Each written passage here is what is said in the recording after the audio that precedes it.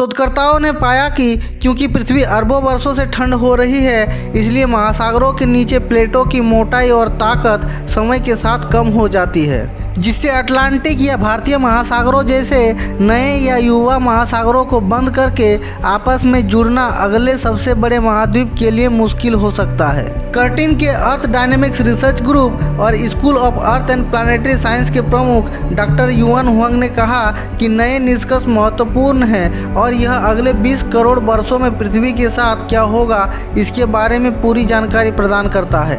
Doctor Huang ने कहा कि पिछले 2 अरब वर्षों में पृथ्वी के महाद्वीप हर 60 करोड़ वर्षों में एक सबसे बड़ा महाद्वीप बनाने के लिए एक साथ टकराए, जिसे सुपर कॉन्टिनेंट चक्र के रूप में जाना जाता है।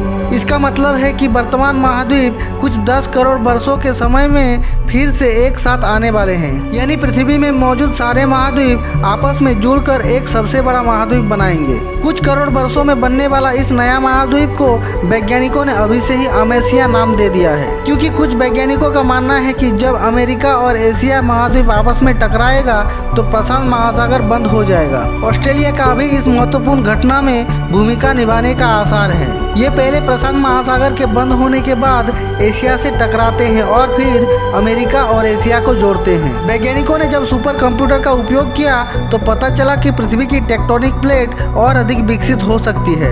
वैज्ञानिकों ने बताया कि हम यह दिखाने में सफल रहे कि 30 करोड़ से कम वर्षों में इस घटना के प्रशांत महासागर में होने का अनुमान है, जो अमासिया सुपर कॉन्टिनेंट के गठन में मदद करेगा। प्रशांत महासागर वो हिस्सा है जो पैंथेलेसा बहुत बड़ा महासागर से बचा है, जो 70 करोड़ वर्ष पहले बनना शुरू हुआ था, जब पिछला सबसे बड़ा महाद्वीप अलग होना शुरू हुआ था। प्रशांत महासागर पृथ्वी पर हमारे पास सबसे पुराना महासागर है और यह डायनासोर के समय से अपने सबसे बड़े आकार से सिकुड़ने लगा है।